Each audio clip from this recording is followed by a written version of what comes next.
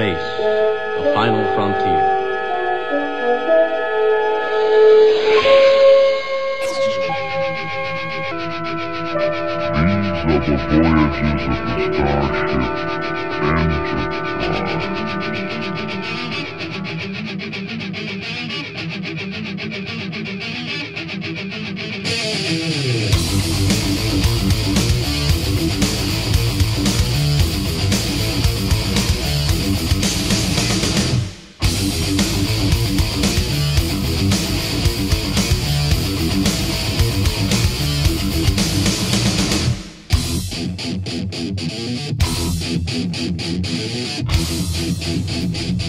All right, ladies and gentlemen, welcome to the wonderful Black Hole of Sports podcast. This is episode 6. I am Jeremy, a.k.a. JB Huskers, and for the first time in the show's history, we have a co-pilot in Chris, also known as CDJ. How you doing tonight? I'm doing well. I'm glad to be here. I'll either take the show to new levels or I'm going to drag it down to the depths of hell. One of the two. No pressure, though, right? Thankfully, we don't have any network execs breathing down our neck, possibly looking to cancel us in the fall season, so we really don't have to worry about that just yet. As always, we are brought to you by thegamingtailgate.com, and we're going to start off, it's amazing how we're going to start off the show here with something that's amazingly never ever talked about almost every other year, the supplemental draft in the NFL. It is always, for those that are not eligible for the NFL draft, they can possibly get in with an exception. Kind of depends on the situation and whatnot. In this case, it was a big deal as former Ohio State Buckeye Terrelle Pryor was allowed by Roger Goodell to enter the supplemental draft. And, of course, this stirred a lot of feathers because the fact that he's going to have a 5-game suspension that will start the NFL career off for Terrelle Pryor. He won't be able to practice with his current team until Week 6. And, of course, Terrelle, he gave up his final season with the Ohio State Buckeyes after a memorabilia for cash scandal that definitely took down Ohio State as it cost the job of Jim Tressel. Now, like I said, if he would have just been flat-out accepted or denied, I don't think this would have been a big deal. But now we're carrying over an NCAA penalty over into the NFL. Now, Chris, what do you think about Goodell kind of setting maybe a new precedent? Maybe this is just a one-time deal because this is such a big name. But what do you think about carrying over a suspension from the NCAA over to the NFL? The NFL says that technically it is not carrying over the 5-game suspension, that it's, I'm not going to say unrelated, but obviously it's related to his actions. But it's so coincidental, it's exactly the same 5 games, the same amount. I don't have a problem with him suspending him. I think I'm like you, either let him play off the bat or make it maybe a year. But when it's that same 5-game, it does have that exact NCAA connotation that you think, okay, they just brought that over. I don't have a problem with it.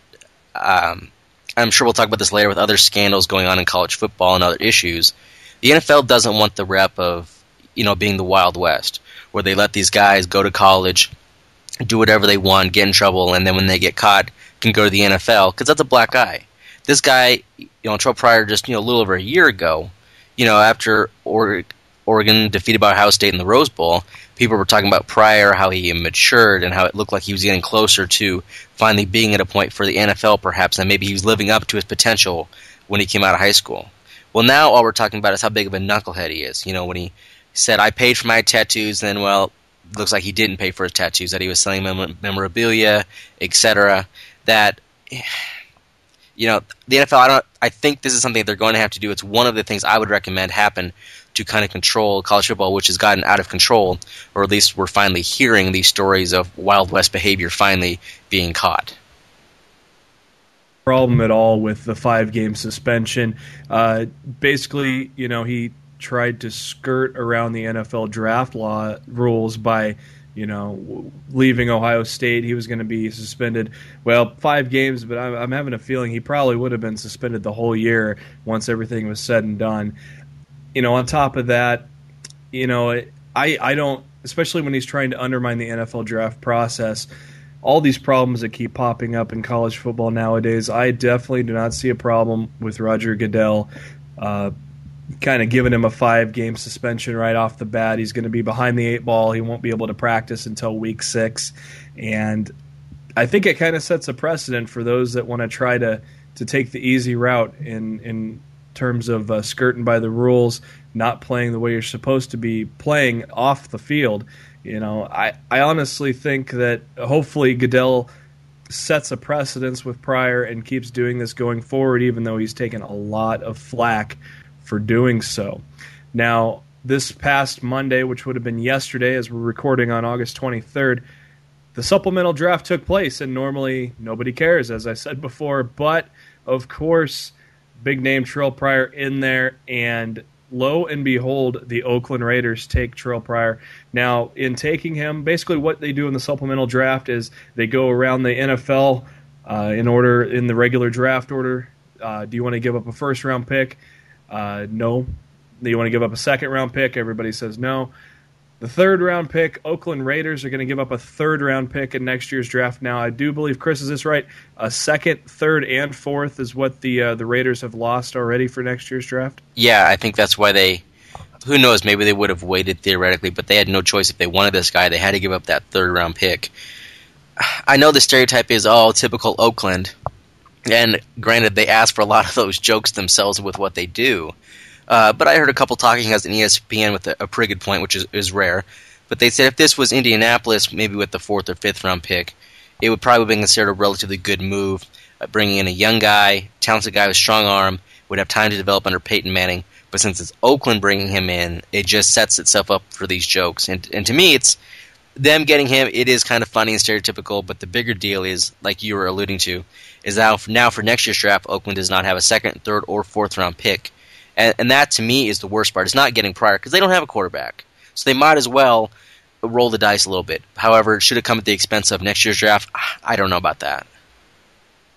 The experts were pegging him to be taken with a 4th-round pick.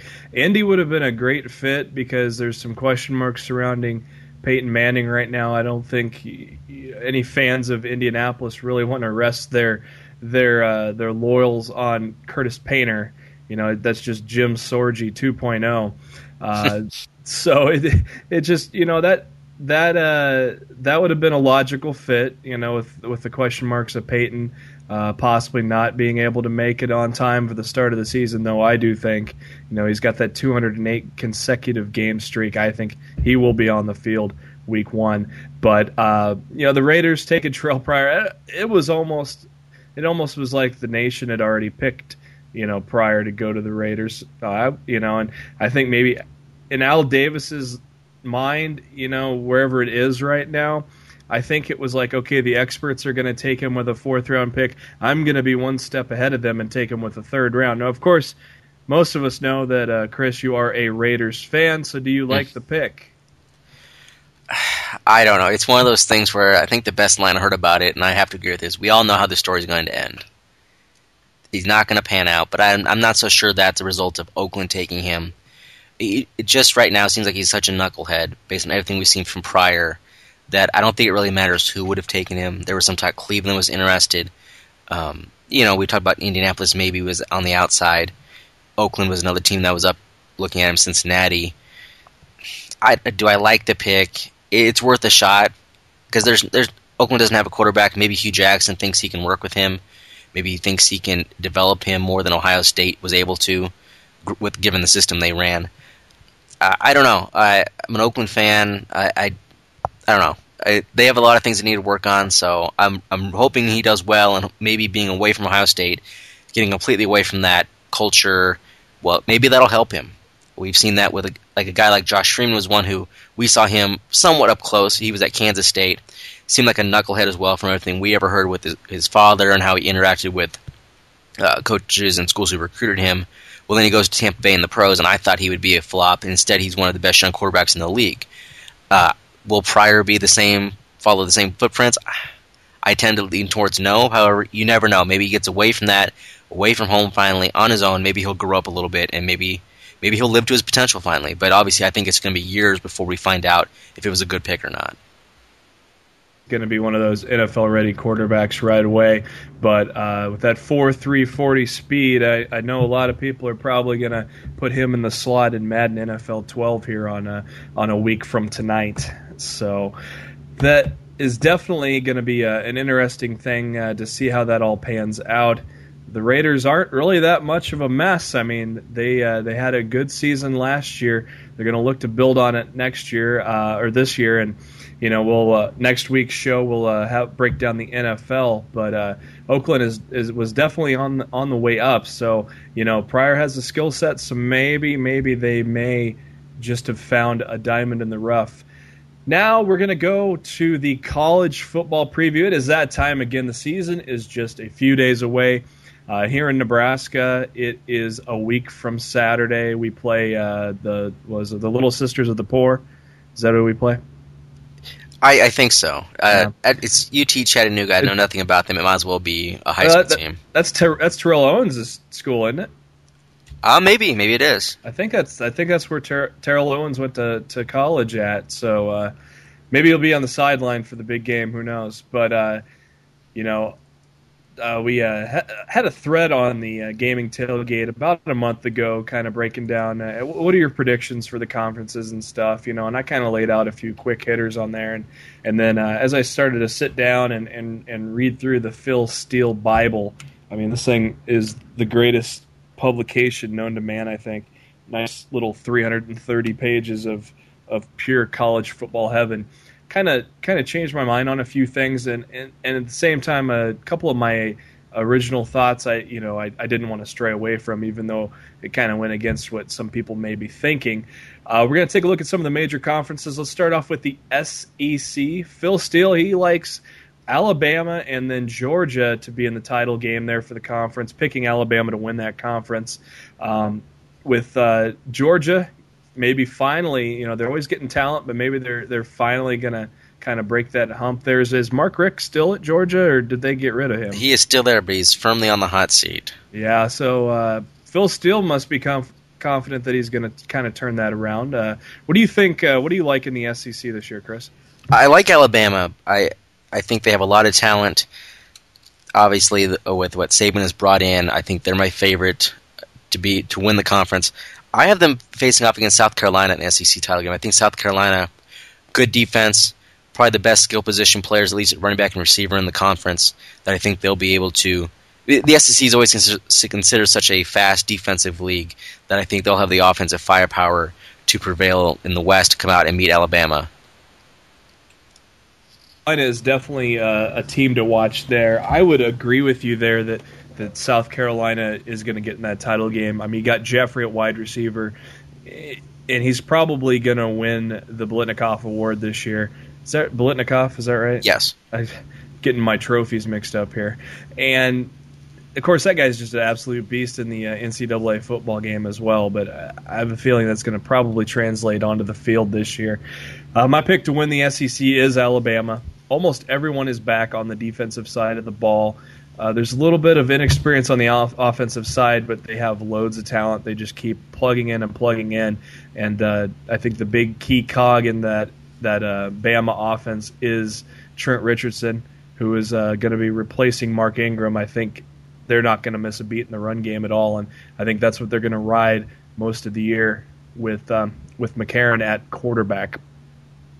Over to the Big Ten, Phil Steele says Ohio State and Nebraska are going to be in the Big Ten's first title game, with Nebraska coming out on top, going to the Rose Bowl.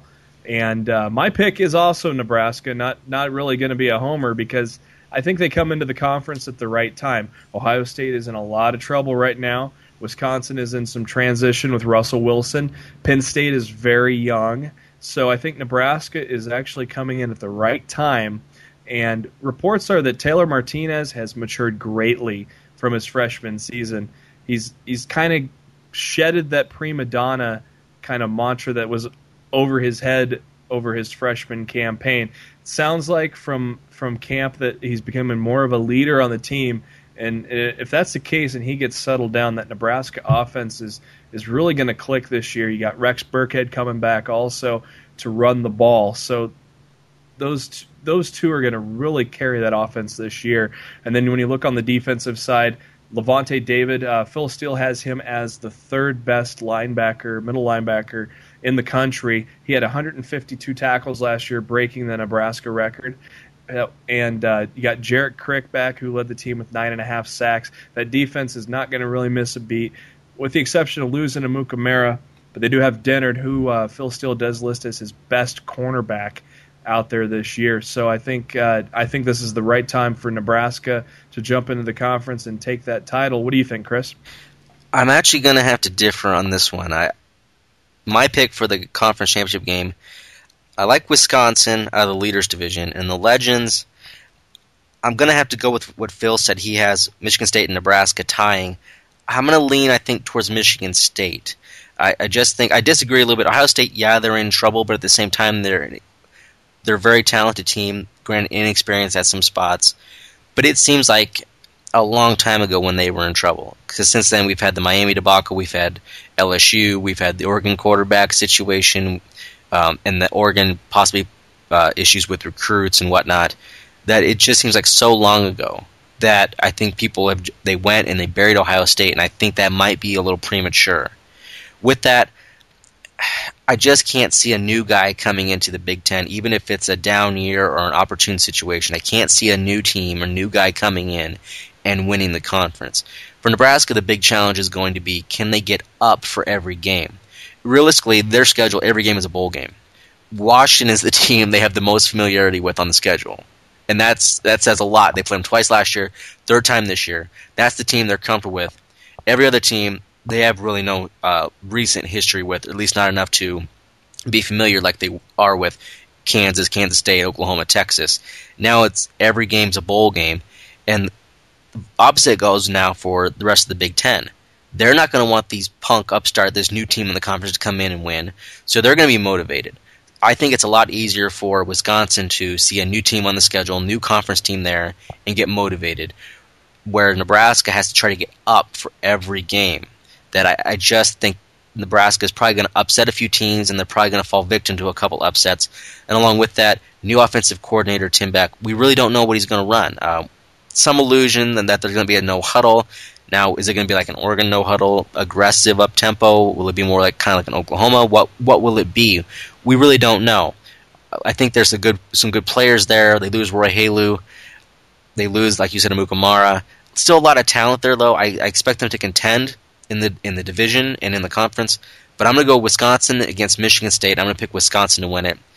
I have to admit it's tough to pick them with the new guy at quarterback. Wilson's very talented. I just don't know if he can come in and win the conference in his first year.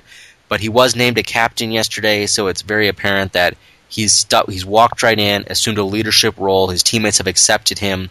That I'm going to go with that and take that as a kind of a silent sign that Russell Wilson's got things figured out and that he'll be comfortable with Wisconsin. It's a murderer's row for a schedule in their first year in the Big Ten, and you know I'm not saying that Nebraska is going to run through the Big Ten. I think they're just going to kind of back their way in with maybe a 3 or 4 loss season. I think it's going to be one of those. I think it's going to be one of those years where everybody beats up on everybody, and the Rose Bowl, the team that's going to the Rose Bowl is going to have 3 or 4 losses. I can see that, and I also think one thing, as a Nebraska fan and being in the region, there's a lot of talk of a very tough schedule with this Big Ten, and I would say I don't know if that's completely the case. Yes, some of those are tough, and I think the atmosphere going on the road to a couple of big time programs, yes, that's very difficult. However, for us, hearing these names, they all sound like we're all treating it like a bowl game ourselves, to go back to that same mantra, that when you play a team in a bowl game you're not familiar with, you take them pretty serious, even if they didn't have the greatest season or weren't the best team. And I think right now Nebraska fans and Nebraskans are doing that with the Big Ten, where we're respecting the hell out of every team in the Big Ten.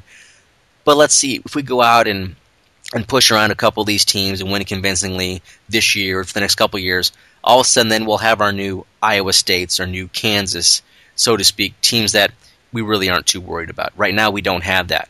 But by the end of the year, in a couple of years, I think eventually it'll kind of, things will shake out that we'll know who to be worried about and who our rivals are, that things will change in our perspective.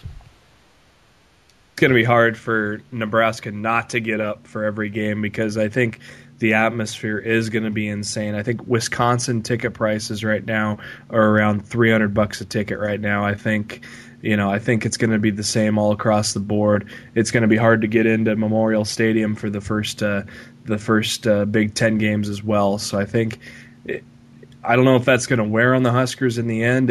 It's going to be very interesting to see, that's for sure. It's just going to be anybody's guess, because I honestly think everybody's just going to beat each other up in that conference this year. Now, we're going to go along to the old conference, the Big 12. Does this conference still exist, Chris? I don't see. What we should call is the 12-team Big 10 and the 10-team Big 12. Yeah. It's tough to keep them straight when you talk, especially when you talk to anybody who's kind of a college football layman, just an average fan. They get very confused when you say Big 10 and Big 12, but then that's not the number of teams in the conference. Yeah, let's just rename them Big Legends and Big Leaders. That'll work. That should fix it. And of course, everybody wants to leave the conference now. A&M trying to get to the SEC. I don't know, but Phil Steele likes Oklahoma, and who wouldn't like Oklahoma? They are the preseason #1 team. Got Landry Jones back. They got their top tackle man in Travis Lewis back. He had 109 tackles last year. They're returning 16 total players on the starting side of things. It's hard not to pick the Sooners. Chris, who did you have for the Big 12 this year? You said it's tough not to pick them, so I'm going with them. Oklahoma's my team. I think Texas, a reinvigorated staff, but I just think Oklahoma has too much. And really, who else is there in the conference? A&M, maybe. I have my doubts if they can continue on the same path they were at the end of the last year when they got on a hot streak late in the season. So I have Oklahoma winning, and there's no conference championship game anymore, so that's one less speed bump that could potentially trip them up that I think they're going to have a pretty easy path. They need to beat Florida State in the non-conference, beat Texas, and realistically that's really about it. Oklahoma State and A&M will be tough, but I think Oklahoma can handle them. Surprise team that just comes out of nowhere and kind of does something this year, and for me it's going to be Texas A&M. I think they're returning 18 starters back. 10 of those guys are on offense. I think Ryan Tannehill is going to be a star in the making. He had a fairly decent season last year, completing 65% of his passes. He had 13 touchdowns to 6 interceptions. I think he's also a fairly mobile quarterback, so I think he's going to really steady that offense this year because almost everybody's coming back. And then you look on the defensive side, they're bringing 8 starters back there too. They're going to probably not be able to pressure the quarterback as much as they used to since they lose Von Miller to the NFL draft, but they're still returning a good chunk of that defense. And like you said, there's one less speed bump without that conference title game. So I think that kind of fits in for a surprise team like A&M to step up and win the Big 12. I always have my doubts about Mike Sherman as a coach. I think, granted, I'll admit I'm probably burned or have been burned by NFL coaches and head coaches after the Bill Callahan experiment at Nebraska. I just think that what we saw towards the end of the year was, I don't want to say a fluke, but maybe it was a fluke. The Nebraska game was an ugly 9-6 win for them, marred by controversy around the officials and penalties, really just making it an ugly game that probably neither team deserved to either win or lose. Yeah, they probably should just forget about it. We basically got the screw job on that game. Yeah, and then you look at the Oklahoma game. They stopped Oklahoma down the goal line a couple times late down the red zone. Granted, deserved win, but at the same time, that's one of those games that you play it 10 times. I don't know if they stop them ever again twice deep like that. And then when you look at how they played in the Cotton Bowl against LSU, they looked a step slow. They just look like they got a little bit exposed in that game. And I thought that brought them back down to earth a little bit. It's going to be tough, and it's going to be one of those things where are they believing their own hype? Because there's a lot of hype behind A&M this year. I mean, you're not alone in picking them. And obviously with the A&M to SEC discussion, is that a distraction? Granted, they're still, quote unquote, firmly in the Big 12. However, I would imagine the speculation will ramp up again at some point during this season. Just my own personal opinion is that they'll get to the SEC next year or very soon. It's just a matter of finding the other team or teams who will move with them to make the divisions equal. So it's going to be one of those things. Can they overcome the hype? Can they overcome the distractions? I just don't know if they can do it. it's just every year, this is one of my roll the dice picks, so it's going to be interesting to kind of see how that plays out now that the Big 12 is going to be linear without two sides of the coin who's going to meet in the end. So, we'll have to see how that plays out. Going over to the ACC now, Phil Steele likes Virginia Tech against Florida State, with Vautech winning that conference, and I agree with Phil Steele. I think this could be Beam Rozier finally. There's a good chance that he could run the table.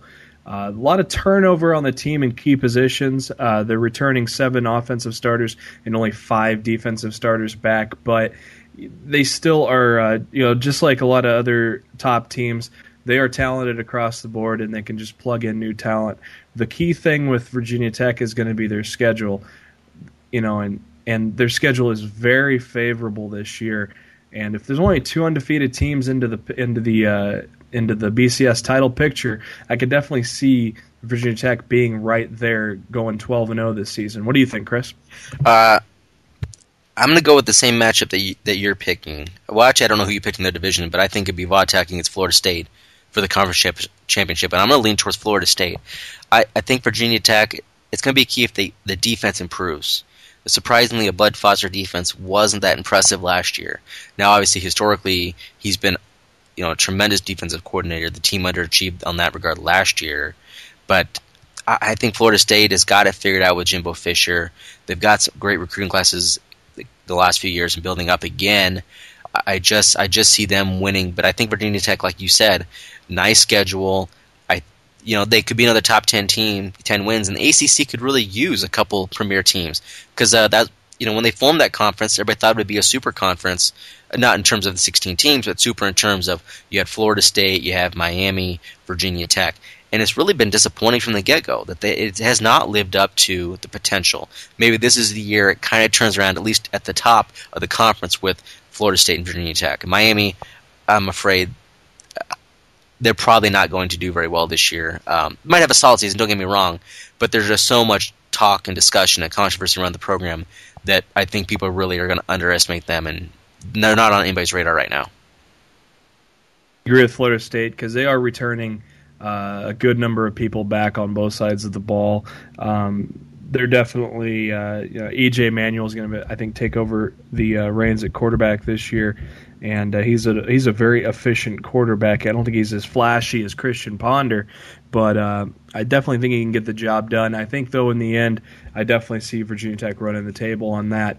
Going from one coast to the other, into the Pac-12, Phil Steele likes Oregon against Arizona State in their first title game.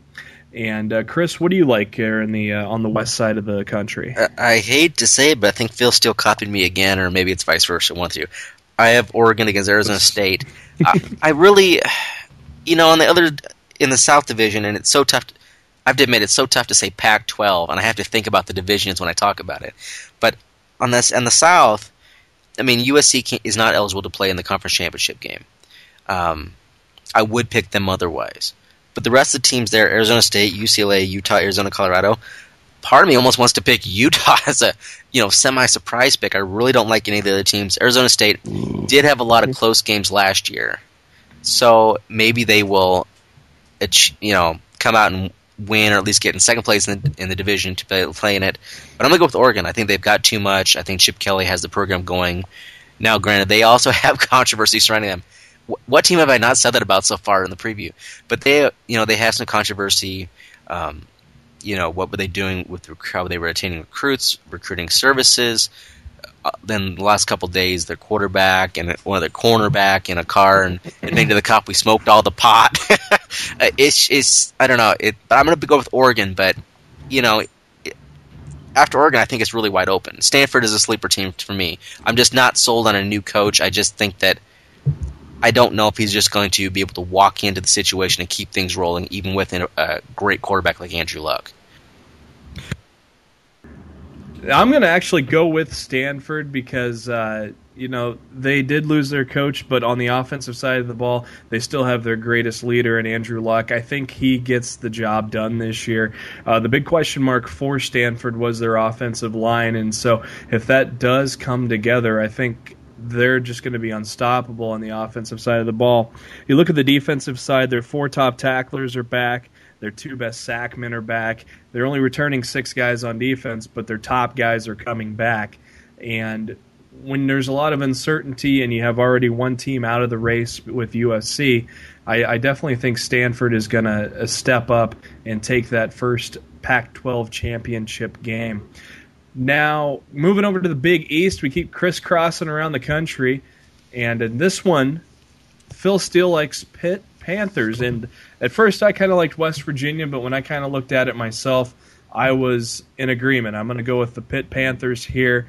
Not because of their piece of crap AD that we used to have, but you got Sinceri at quarterback. He's not flashy, but he's efficient.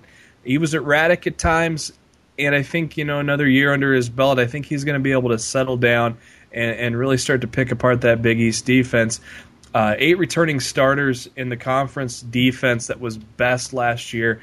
They only gave up 85 points in 7 conference games in that defense. And when we're returning a good core of those guys back, I definitely am going to start to think that Pitt is going to take that Big East. What do you think, Chris?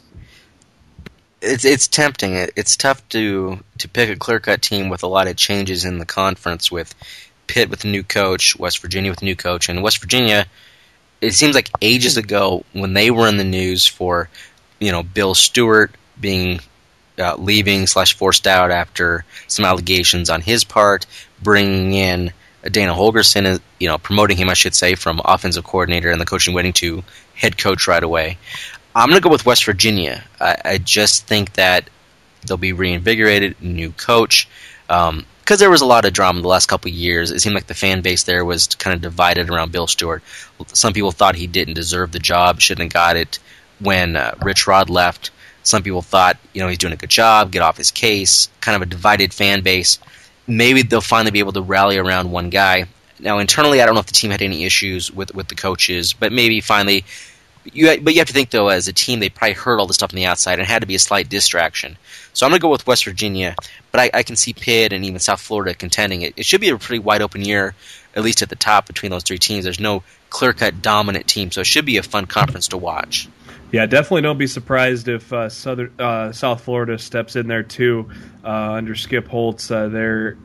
They're definitely on the up and up. A good deal of their core guys are coming back, and Phil Steele also actually likes them to be a little bit of a surprise. The final conference we're going to take a look at is the Mountain West. Phil Steele likes Boise State in the Mountain West. Who do you like, Chris? I'm going to go with Boise State as well, but it's going to be a lot of fun, the TCU at Boise game on November 12th. I think that's what it'll probably come down to. And it's a shame that TCU is leaving. That I think, if Boise and TCU had stayed in the Mountain West, that it could have been, year in, year out, a big rivalry game with the conference on the line. At least for the short term, it looks like those are the 2 power programs in the conference. I'm going to go with Boise and say again, it's a shame TCU is leaving to the Big East, and it's funny. It looked like the Mountain West was ramping up and building up by getting Boise State, but now with TCU leaving, they're essentially back to almost where they were. Where this conference would be if Utah and TCU weren't going anywhere. We could definitely have a conference that not many people really look at as kind of a championship caliber conference. But if they would have been able to keep Utah and TCU, they could have probably challenged to get a BCS bowl bid. They might have got it over the Big 12, especially if that conference starts to fold. The Mountain West is the next. Or at least was the next conference in line, in my opinion at least. But now with the changes and going on, I think they've dropped a notch as well. But hey, if the Big 12 had imploded last year, and I still think an implosion is going to happen, that they were the conference to take it. But now, I don't know if there is a conference that'll step up and get it. Initially, I had TCU in as the title to win the title there in the Mountain West right off. On their last year before they head to the Big East. Kind of thought about it a little more. With the departure of Andy Dalton, you're bringing in a guy here. Your next best guy is a guy that threw 9 passes last year. Right. So Kellen Moore is definitely a great quarterback, 35 touchdowns to 6 interceptions last year. I think this is going to be the second team coming into a new conference that's going to take a title. With TCU leaving, I think that's going to be more motivation for them to say, get out and stay out. We're going to take this title, and we're going to own this conference for many years to come. Boise's bringing back 14 starters. Of course, you got Kellen Moore, and then their sack leader in Seha McClellan. He had 9.5 sacks last year. So you're returning a lot of guys back on both sides of the ball, stepping into that Mountain West that now does not have Utah. I think it's going to come down to that matchup between them and TCU, and it is a shame because that could have been a great annual matchup. Now I'm going to give you my top 10 teams here, my little preseason top 10 poll. Number 10, I've got Wisconsin. With Russell Wilson, I think they are going to have a solid year this year. Just don't think it's enough to win the conference, as I have Nebraska winning it, and they are my number 9 team. Number 8, with Garcia back, you got Jeffrey, a solid offense, and of course you got the old ball coach. He can always win games. I got South Carolina at 8. My big sleeper team for the year, Texas A&M, I have at number 7. The troubled Oregon Ducks at number 6. Boise State at number 5 in their first year in the Mountain West. Virginia Tech, right now I have them at number 4. Of course, as the season progresses, if they do get those wins that they should be getting, they'll definitely move up in the charts there. I got the ever-powerful Oklahoma Sooners at number 3, Alabama at number 2, and Stanford at number 1. Chris, what do you think about that top 10 now? I can see those teams being in there. A&M's the only team I would probably certainly drop out. Stanford, I think, is going to be a top 10 team. I don't think they can win it all, but we already discussed that. Alabama, Oklahoma, those are my picks, which we'll get to in a minute. But it's so cliche. I mean, they're the number 1 and 2 teams now. It just seems so weak, and I'll admit it's so weak of me to go with that. But that's who I have. But beyond that, when you look at, right now we have Alabama, Oklahoma, LSU, Oregon seem to be the 4 teams that a lot of people have as, the top teams in the country, most like the national title contenders. Then maybe this is a year we have somebody come out of nowhere. Maybe Boise pulls off the undefeated season. Last year they were a kicker away basically from doing it. And instead, they lose that heartbreaker to Nevada. Maybe they come through. South Carolina, it's so tough in the SEC that I think in our minds we always have it. It's going to be Alabama, Florida, LSU. Last year we had Auburn kind of rise up, but everybody's predicting them to finish last in their division. So maybe South Carolina, but I just don't. I see that South Carolina improving and on an upswing. I don't see them contending for a national title. And we already, we talked about Nebraska and Wisconsin. Wisconsin, I think, could be a sleeper team. I mean, granted, we know they're good. The Vegas odds, have improved in their favor significantly once they got Russell Wilson on the team. But I just have my doubts about a team coming in like that with a new quarterback. And LSU, we'll probably talk about their troubles here in a little bit. A lot of people have them. I think Sporting News has them as the number 1 team in their recent preview. I just don't see them coming out of the SEC, but maybe they have 1 or 2 losses and they come out of there. I don't know. It'll be interesting to see how that all plays out now, especially with all these teams that are getting in trouble. Now, you had mentioned Alabama and Oklahoma. That is Phil Steele's pick for the BCS title game. Chris, what do you have for that title game this year? That's who I have. It's weak, I'll admit it. I mean, it's like picking the 2 heavyweights, to start the year. But the thing is, I don't see another team that I really trust. Maybe Oregon, if they hadn't had some of the drama surrounding their program in the offseason. But I just see I think they're going to have issues. But then again, maybe they fall victim to the conference championship game. It's only fitting now that they add it that somebody's going to get snagged this year. Maybe that gets them. LSU, like I said, I don't have a lot of faith in them. I think they'll be very good, don't get me wrong. I just don't see it. And beyond that, it's a stretch for me to see the other teams, like you have in your top 10 or national publications have. I just don't see it. Preseason top 10 is all about is talk. It means absolutely nothing as we start the season. I am going Stanford, Virginia Tech for my BCS title game. I think Luck's leadership, as I said before, is going to make up for that change in coach. The biggest game of the year for Stanford is Oregon, and it's at home. And as we said earlier, Virginia Tech can easily go 12-0 in, there's a lot of minefields out there, especially those that have conference title games. I think the fact that there may only be one or two undefeated teams out there, and if Virginia Tech is the only undefeated team coming out of the ACC, there's definitely no way they're going to be out of that BCS title picture. I can definitely see it happening. And in the end, I think Luck is destined to be a national champion. That's why I have Stanford winning it all. Now we want to go to our Heisman talk here.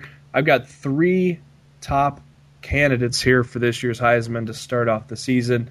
Number 3, I have Trent Richardson out of Alabama. He's going to be replacing Mark Ingram, and he's also a stud in NCAA football. Kellen Moore, the quarterback out of Boise, especially if they run the table in their first year in the Mountain West.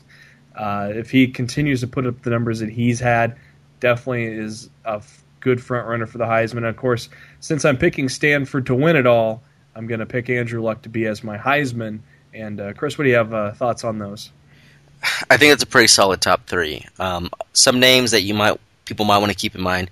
Case Keenum, coming back from injury. He was on the radar before last season. Then when he got injured, I think a lot of people forgot about him. I think they've forgotten that he's coming back. So he's a guy I think might be on the periphery for awards. Maybe not the Heisman, but at least probably put up big numbers once again. The Michael James is a guy I think people are kind of sleeping on a little bit. Justin Blackman, wide receiver, Oklahoma State, another guy I think could contend.